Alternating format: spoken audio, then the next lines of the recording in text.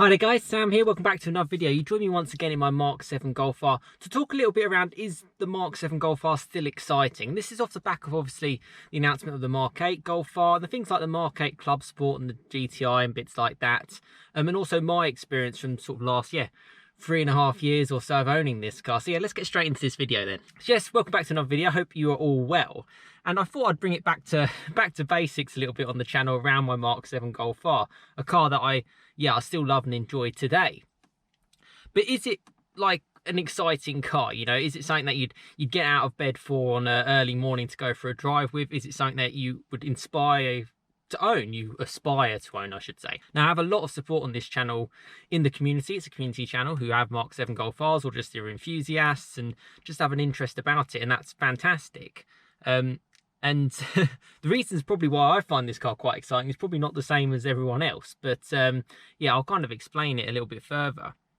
I think when I go back to when I purchased this car 3 years ago, it probably wasn't, it didn't exactly blow my mind. It's certainly the first couple of months, mainly off the back because I had a Mk7 Fiesta ST, which was so fun and exciting. Obviously being lighter and just, yeah, a bit of a riot, really. Still love those cars and, yeah, they're just brilliant. And yeah, it wasn't necessarily the most exciting car coming out of the back of that. So that is one thing to be aware of, particularly if you're looking to get one. I do think, you know, we're going through some interesting times, but compared to the likes of the Mk8 Golf R, even like the Mk8 Club Sport, I do think the Mk7 Golf Rs are absolute bargains. I really, really do.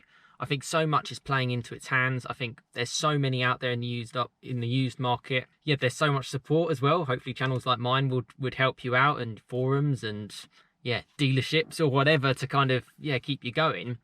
And they're also built really well, and they are reliable. They really, really are. This car has not let me down, bar one thing on the battery, which was replaced under warranty. Just basically a naff battery, really.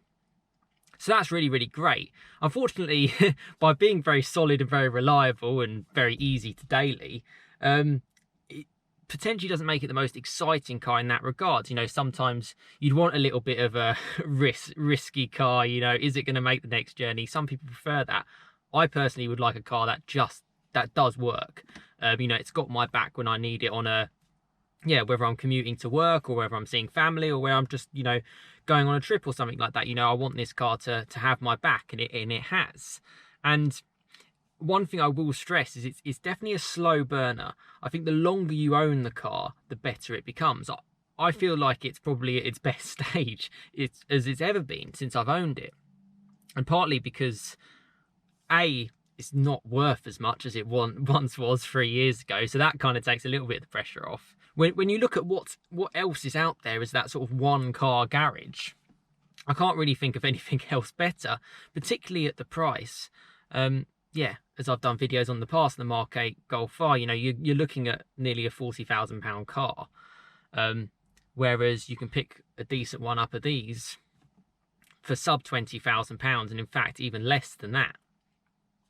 Which is just ridiculous. And if you can find the right one, it will really look after you. That's the real thing. And it's that kind of car. It's got the four-wheel drive security. But yes, to answer a little bit of my question, it is still fun. You know, you would still go out on a blast in this car around a back road or something like that. It still has that for me. And yeah, I hope to share that more on the channel, particularly once lockdown sort of, yeah, comes to a little bit more of an end. But I certainly love the community around it. I love the fact that it's so accessible to so many people. That's what makes these cars great. I think the more expensive they are, the less they become attainable for everyone. It hasn't let me down. It's exciting in the sense that I like how it can just be a car. It will just be a very, very, very good car. You know, it can be very quiet. You can put it in eco. It'll get decent economy. It's yeah, it's solid. It's reliable. And you can't say that about every single car just in general, let alone a hot hatch like this. But it has that split personality. And I've never driven a car that has had that kind of split personality to go from one to the other. And I think that's great. And I think if you look at sort of like an 80-20 kind of split where 80% of your day or time driving a car, whatever car it might be, can be a bit mundane. You just need to get to A to B. This is perfect for it. And that other percentage of the time, which is important, it's an absolute blast. You know, it's never surprises me in first gear when you launch off the line, when you're launching off a roundabout or something like that. Yeah, I look at it and I'm really happy that I still own it. And you know, I think I'll always have regrets if I did sell it. I think old subscribers of mine, say 3 years ago, would remember I did do a few videos of like, oh, you know, do I regret having, you know, selling my Fiesta ST and stuff like that? And I probably did, just because I lost that excitement factor. But for the long run, for the long game, this is where I'm happier to be, because particularly for me on a personal circumstance, when I'm commuting quite a lot to work, pre-lockdown, UK roads just being awful, this car's great. 18-inch Cadiz wheels, doesn't even need adaptive dampers, absolutely a breeze. It takes it in its stride. It finds it so easy. Stuck in loads of traffic, it's just no problem. Cold, freezing, wet mornings, you know, not a problem. Never let me down. Boiling hot afternoons, it's got my back, and I like that about a car, and I like that about my previous car, to be fair. The only thing I didn't really like is the fact that because of the road surface, it was just not comfortable, and a hot hatch needs to try and be comfortable, certainly to a degree. And I think it's great, and I still think it's exciting, even 3.5 years. So hopefully that gives you an idea from my kind of perspective of an owner for so many years. But I am interested to know your thoughts in the comments. You know, I've got Golf R owners or Golf R enthusiasts on the channel. Let me know what you're thinking about your car. Is it something that you would want to get rid of? You know, is it something that the Mk8 Golf R takes your fancy? I mean, for me, if you're going from a Mark 7 going to a Mark 8, I think you're going to be let down by some of the interior qualities and some of the cutbacks VW have made. I've done videos about that in the past. And fundamentally, what's great for Mark 7 owners is that it is the same engine, that, you know, it just increases the lifespan of this car going into the future, and as a used prospect, it's brilliant. So that's my kind of feelings on it. Also, if you've never owned a Golf R, go for a Mark 7, go for a 7.5, try it out, and you've got nothing to lose. Even if you got the funds to potentially get a Mark 8, you could have a Mark 7 for a year, let the prices come down on a Mark 8 Golf R and step into one of those.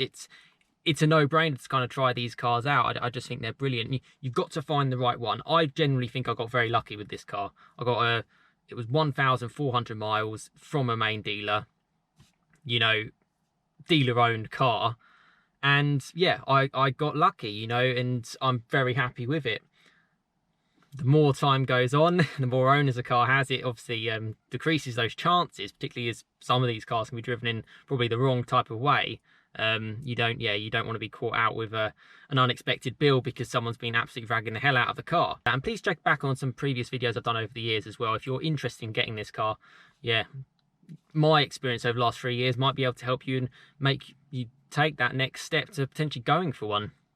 And certainly I've got your back as well, and certainly members of this channel have got your back too if you do go ahead with that purchase. And I don't think you'll have any regrets. It's not something that's going to absolutely destroy yourself financially. It's certainly a car that puts a huge smile on my face, and in an era where we are struggling in 2020, I think keeping what you have is very important. Don't necessarily look for that new shiny thing and yeah, have that thrill for a couple of months and then, you know, look at your bank account and realize, oh, actually I've made a bit of a mistake. And be quite savvy. And yeah, I just think this is a great car to kind of go for. I think, yeah, that's kind of what I have to say at this stage. You know, I'm certainly not thinking I'd want something more exciting because it's the public road. You know, what can you do? You can only do so much. I do love my cars, I love my exciting cars, but I'll go to a track day, I'll do a track experience. That's where I kind of get my real thrills from, because you're in the environment to do it and the space to do it. That's just my personal opinion anyway. Let me know your thoughts in the comments. Plenty more content to come actually around the Mark 7 Golf R. I kind of want to do a few little tips and tricks around it that I've kind of picked up. And stay tuned for tomorrow's video when I want to talk about why the Mark 8 Golf R and the Golf GTI Club Sport, they still don't really officially release their UK pricing, and I kind of want to have a discussion about that with you lot. So stay tuned for that and subscribe for plenty more content to come. But listen, thanks so much for watching. Hope you have a fantastic rest of your day. Stay safe, stay well, and I'll see you again next time. Cheers, guys.